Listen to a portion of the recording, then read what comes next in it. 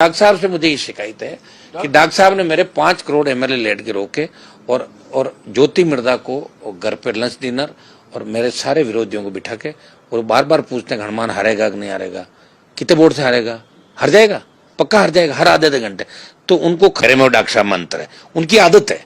वो दिव्या मदेरणा से भी कांटेक्ट में रहते हैं, ज्योति से लोगों को पूछते रहते हैं हनुमान हारेगा कि नहीं हारेगा, कितने पूछते रहते हैं कि हनुमान का धरना कैसे चल रहा है। वो ऐसा चल रहा है। वो ये सोच रहे हैं कि भाई अभी तक कोई नुकसान क्यों नहीं हुआ, मरा क्यों नहीं, धरने पे कोई आदत है उनकी। साहब से तो मुझे तकलीफ इस बात की है कि ये मुझे खाना खाते हुए छोड़ गए थे, ये मेरे जीवन में हमेशा पीड़ा रहेगी। और डॉक्टर साहब जब भी क्योंकि डॉक्टर साहब ने मेरे 5 करोड़ रुपए जो एमएलए लेट गए थे, इस बार डॉक्टर साहब ने 5 करोड़ रुपए मेरे मतलब रोक दिए और मेरे खाते में नहीं आने दी। ये डॉक्टर साहब ने किया, रोक दिए? हाँ रोक दी। मेरे 5 करोड़ अभी भी रुके मैं साहब, हाई कोर्ट में लड़ रहा हूं मैं। और डॉक्टर साहब ने ज्योति मिर्दा को अपने घर बुला के खाना खिलाया और उसको कहा हनुमान ऐसे कर रहा है और मैं तुम्हारे कहने से काम कर रहा हूँ। झूठ बात कही। और मेरे विधानसभा चुनाव में भी कम से कम 2,500-3 हजार वोटों का नुकसान हुआ, लेकिन मैंने किरोड़ीलाल मीणा के किसी विरोधी को मेरे घर पे आज तक एंट्री नहीं दी। ये मेरे में डॉक्टर साहब मंत्र है, उनकी आदत है। वो दिव्या मदेरणा से भी कांटेक्ट में रहते हैं, ज्योति से लोगों को पूछते रहते हैं हनुमान हारेगा कि नहीं हारेगा, कितने पूछते रहते हैं कि हनुमान का धरना कैसे चल रहा है। वो ऐसा चल रहा है। वो ये सोच रहे हैं कि भाई अभी तक कोई नुकसान क्यों नहीं हुआ, मरा क्यों नहीं, धरने पे कोई आदत है उनकी। वो अपने आप से ही दुखी है, मेरे से दुखी नहीं। मैंने तो उनका बहुत मान सम्मान रखा। उन मीणाओं की 50,000 की रैली में कोई मुझे भाषण दिला दिया, मैंने जाटों की 5 लाख की में दिलाया उनको।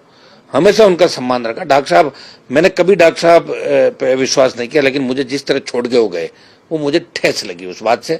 बाकी वो संगतशील नेता है, सारी बातें ठीक है, मैं उनका सम्मान करता हूँ।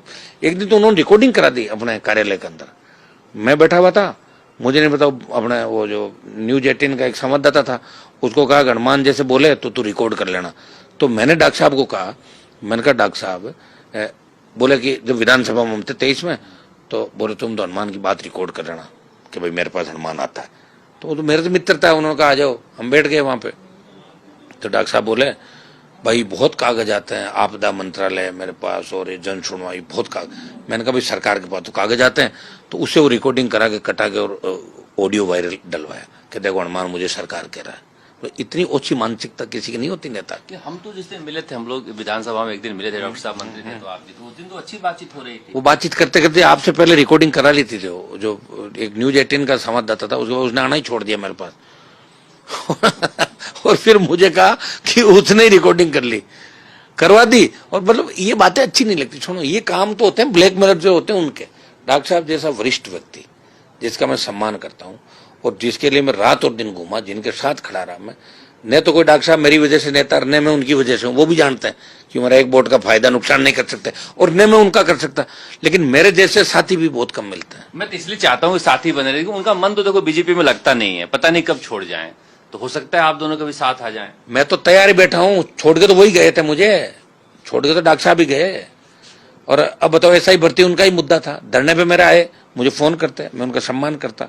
फिर मैंने रैली में आमंत्रित किया, नहीं आए। धरने पे इसलिए आए, किसी को पूछ कितने 5, 4, 10 लड़के बैठे होंगे, फोटो खींच के लोगों का, तो वहां तो 4 लोग बैठे, 10 बैठे।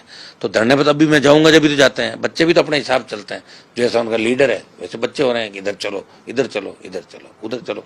लेकिन डॉक्टर साहब से मुझे ये शिकायत है कि डॉक्टर साहब ने मेरे 5 करोड़ एमएलए लेट के रोके और ज्योति मिर्दा को घर पे लंच डिनर और मेरे सारे विरोधियों को बिठा के और बार बार पूछते हैं हनुमान हारेगा कि नहीं हारेगा, कितने वोट से हारेगा, हार जाएगा, पक्का हार जाएगा हर आधे घंटे। तो उनको खतरा मेरे से है, भजनलाल से है, या किसी और से है, या चौथे से, वो तो वही बता सकते हैं। मेरे तो बड़े भाई के रूप में उनको मैंने माना, पारिवारिक। कौन बताता है आपको सब ये बातें? तो बताता वही है जो वहां जाके आते हैं, वही बताएंगे ना। वो तो आमने सामने करा देना, बिठा देना, बता